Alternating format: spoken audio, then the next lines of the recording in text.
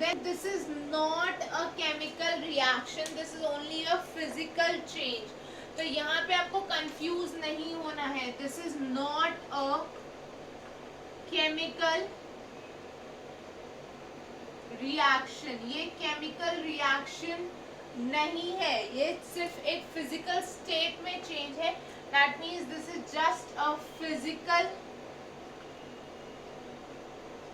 change. I hope children this is clear to everyone. So you should be able to differentiate कि जब भी physical state change हो रही है तो क्या वो chemical change है या वो physical change है. I hope this is clear everyone. अब next observation देखते हैं.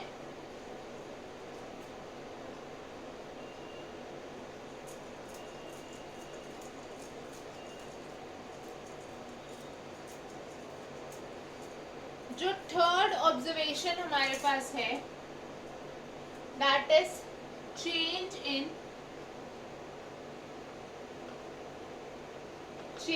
In temperature. आप लोगों को बहुत सारी केमिकल रिएक्शंस ऐसी मिलेंगी जहाँ पे क्या होगा, टेम्परेचर चेंज होगा. मतलब जब आप बीकर को जिसमें आप रिएक्शन कैरी आउट कर रहे हो, when you touch that it will be either too hot or too cold as compared to before the reaction. मतलब रिएक्शन होने से पहले जैसा टेम्परेचर था बीकर का वो वैसा नहीं रहेगा, या तो वो गर्म हो चुका होगा या तो वो ठंडा हो चुका होगा. So this signifies that the chemical reaction has occurred. Let us see an example. Calcium oxide, ठीक है, let me right the equation like this. Calcium oxide, ठीक है, कैल्शियम ऑक्साइड पे जब हम वाटर ऐड करते हैं, so this changes into calcium hydroxide. Calcium oxide को जब आप वाटर में डिसॉल्व करते हो सो कैल्शियम हाइड्रोक्साइड बनता है. And in this reaction a large amount of heat is released. So heat is released.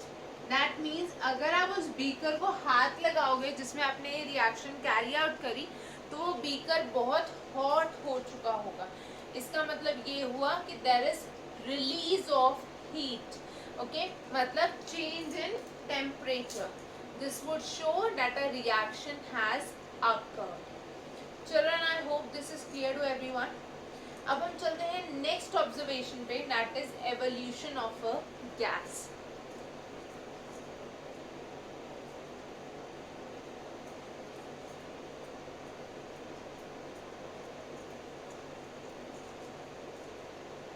Fourth हमारे पास है evolution of gas.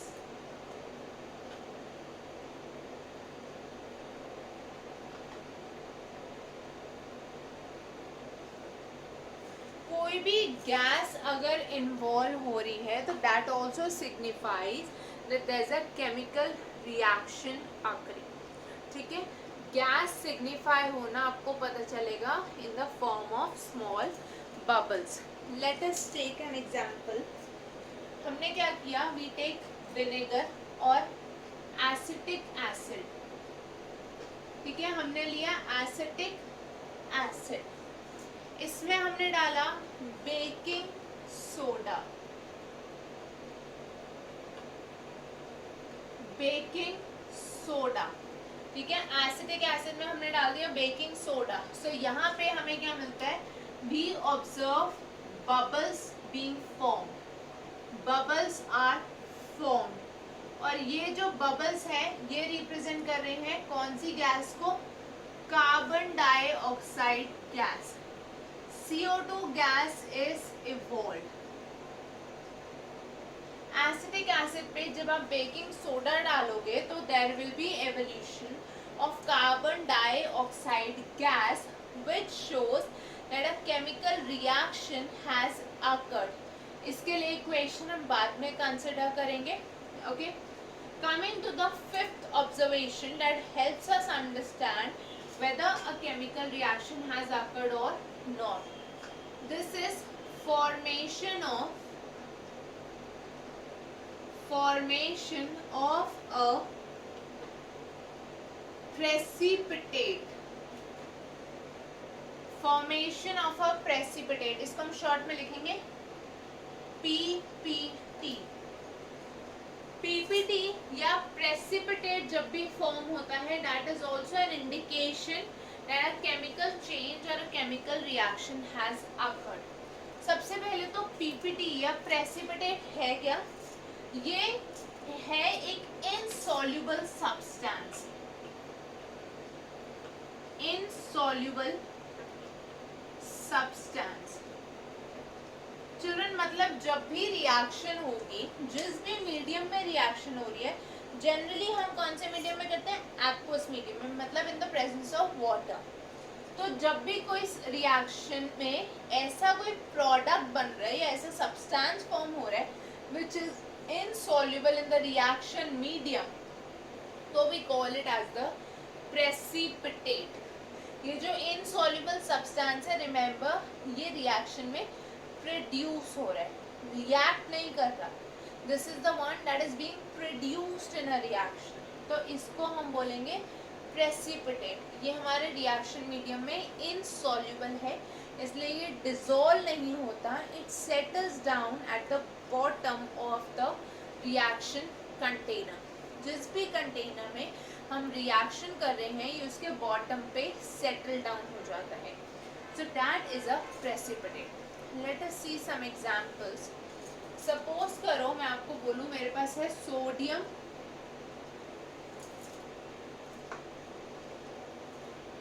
I have sodium sulphate,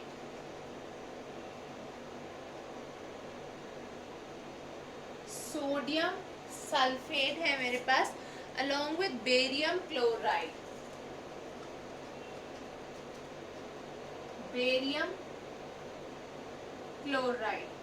sodium sulphate और बेरियम क्लोराइड के मैंने solutions को mix किया, तो मुझे यहाँ पे क्या मिलेगा children? I will be getting sodium chloride, ठीक है। यहाँ पे मुझे मिलेगा sodium chloride plus barium sulphate, ठीक है।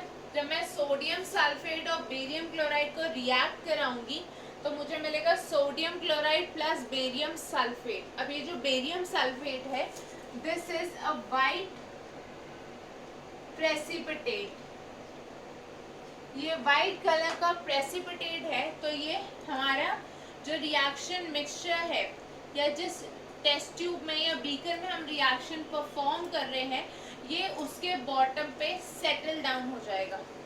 Now this means that if any of these 5 observations, at least one और it may be more than one, if such observations are made, then we can identify the change to be a chemical change or a chemical reaction. So now children, let us get back to chemical equations. हम बात कर रहे थे chemical equations की।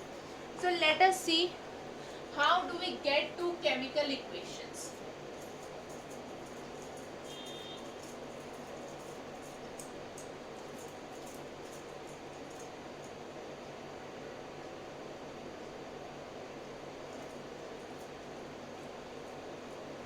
Children chemical equations में सबसे पहले हम डिस्कस करते हैं अ वर्ड इक्वेशन।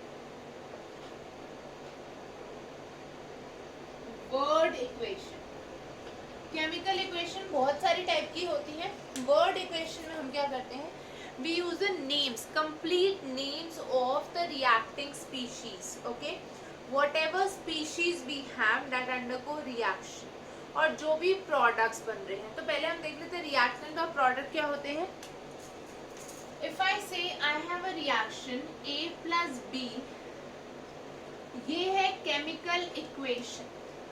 इस केमिकल इक्वेशन में जो A और B है, इनको हम बोलते हैं रिएक्टेंट्स। A और B है रिएक्टेंट्स जो सेपरेट होते हैं बाय अ प्लस साइन बिटवीन देम। ऐसे ही सी और डी है products. C and D are products which are again separated by a plus sign between them. और इन दोनों के बीच में जो ये एरो है, ओके, एरो का जो टेल है that is towards the reactants,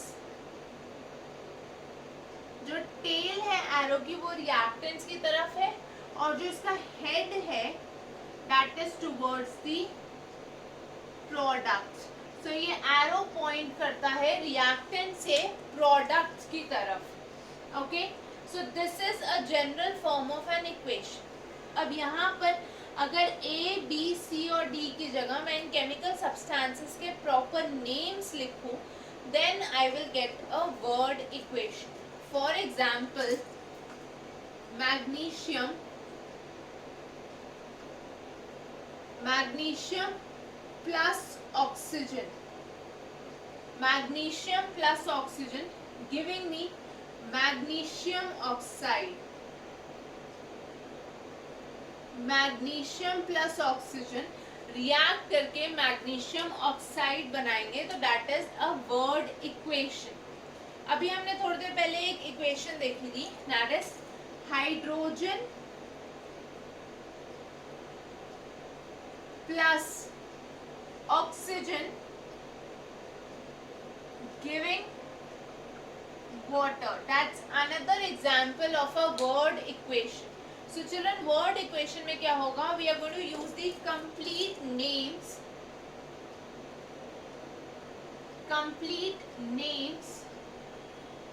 of reactants, complete names of reactants and products. जो भी रिएक्टेंट्स और प्रोडक्ट्स होंगे उनके कंप्लीट नेम्स यूज करेंगे हम, then we will get a word equation. अब चिल्ड्रन वर्ड इक्वेशन से हम नेक्स्ट पे आ जाते हैं, that is a skeletal equation.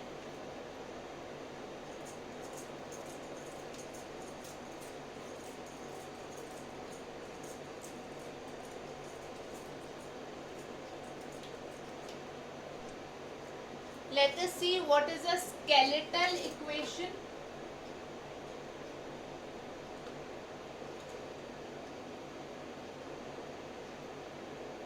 Children, अगर किसी भी वर्ड इक्वेशन को हमने केमिकल फॉर्म में कन्वर्ट करा using the symbols and formulae of the compounds and various species, directly अगर हमने इसको कन्वर्ट कर दिया तो what we get is a skeletal equation. Let us see an example. अभी मैंने बोला magnesium plus oxygen gives magnesium. The arrow is pronounced as gives. Arrow का मतलब है gives, okay. Magnesium oxide. So magnesium और ऑक्सीजन की reaction हमें मिल रहा है मैग्नीशियम ऑक्साइड। अगर इसको मैं इनके सिंबल्स और फॉर्मूले यूज करके ऐसे लिखूं, Mg+O2 gives MgO, तो ये स्केलेटल इक्वेशन है जहाँ पे मैंने इनके फॉर्मूले और सिंबल्स को यूज करके इसको as it is a chemical form में कन्वर्ट कर दिया। Another example, carbon plus oxygen gives carbon dioxide. इसी को अगर मैं कन्वर्ट कर दूं C+O2 gives CO2। Now children, I hope सबको ये क्लियर है कि why am I taking oxygen as O2 and not O। Oxygen जब हम मैग्नीशियम के साथ या किसी भी सब्सटेंस के साथ जब हम ऑक्सीजन की रिएक्शन की बात कर रहे हैं, so it is in the form of gas. ठीक है, ऑक्सीजन अपने गैसियस फॉर्म में है, मतलब एलिमेंटल फॉर्म में है। और एलिमेंटल फॉर्म में आपको पता है oxygen exist as a molecule and not as a single atom. तो ऑक्सीजन O2 मॉलिक्यूल की फॉर्म में एग्जिस्ट करता है, ना कि एक सिंगल ऑक्सीजन एटम की फॉर्म में. That is why we are taking it as O2. अब नेक्स्ट देखते हैं बैलेंस्ड इक्वेशंस.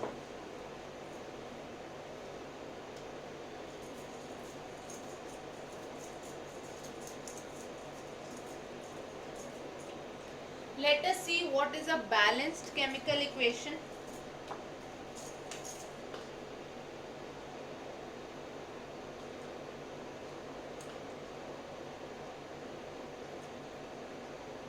चिल्ड्रन, मैंने आपके सामने एक इक्वेशन लिखी थी अभी, Mg plus O2 giving MgO. अब यहाँ पे अगर आप काउंट करो, let's say this is the left hand side, ठीक है, जो हमारी रिएक्टेंट साइड है ये लेफ्ट हैंड साइड है, और ये हमारी react product side is the right hand side, ठीक है, RHS. LHS पे एक मैग्नीशियम एटम है और एक मॉलिक्यूल ऑक्सीजन है. एक मॉलिक्यूल ऑक्सीजन का मतलब है 2 ऑक्सीजन एटम्स, ठीक है, 2 एटम्स हो गए ऑक्सीजन के on the products on the reactant side. जबकि अगर मैं यहाँ पे कंसिडर करूं, I have only 1 magnesium atom and 1 oxygen atom. Magnesium का भी एक एटम है, ऑक्सीजन का भी एक ही एटम है प्रोडक्ट साइड पे. Now what happened to this 1 oxygen atom? यहाँ से यहाँ आने में, मतलब रिएक्टेंट से प्रोडक्ट जाने में या LHS से RHS जाने में, एक ऑक्सीजन एटम कहाँ चला गया? Where has it been lost? If you all remember the law of conservation of mass, it states that the law of conservation of mass states that mass can neither be created nor be destroyed, right?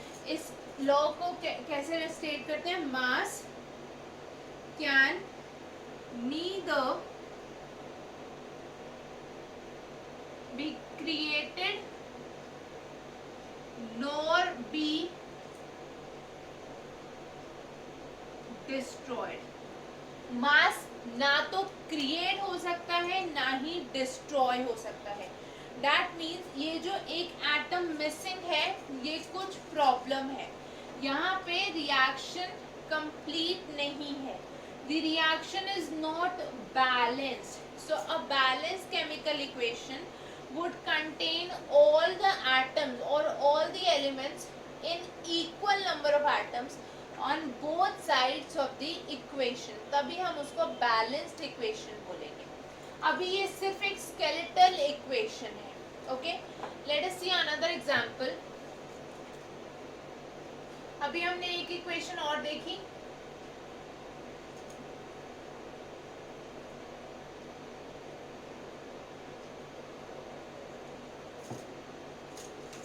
C plus O2 gives CO2.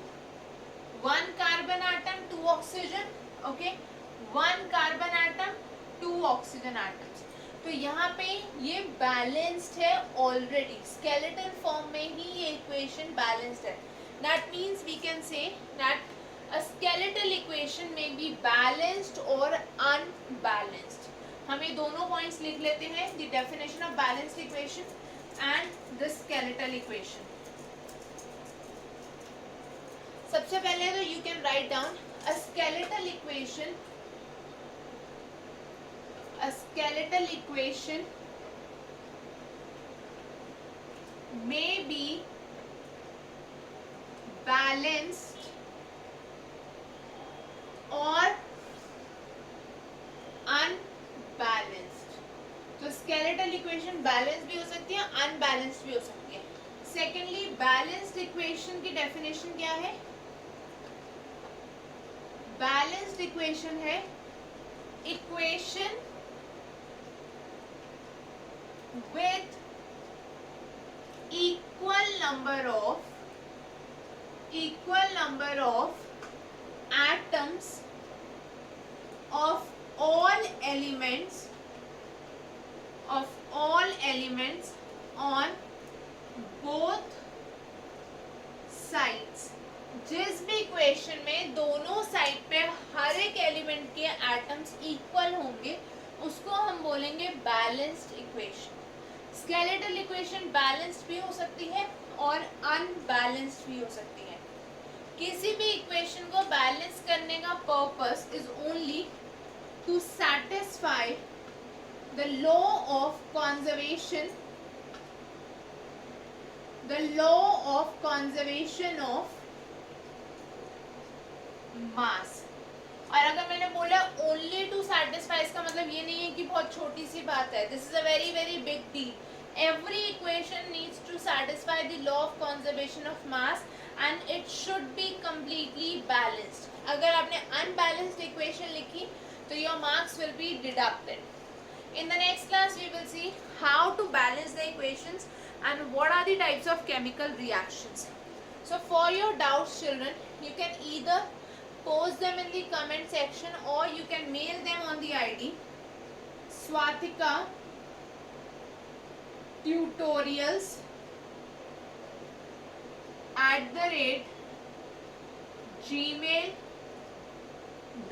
@gmail.com. तो आप या तो comment section में अपने doubts post कर सकते हैं या आप इस आईडी पे मेल कर सकते हैं. Don't forget to like, share and subscribe to the channel. See you all in the next class. Thank you everyone. Have a great day. Take care. Bye bye.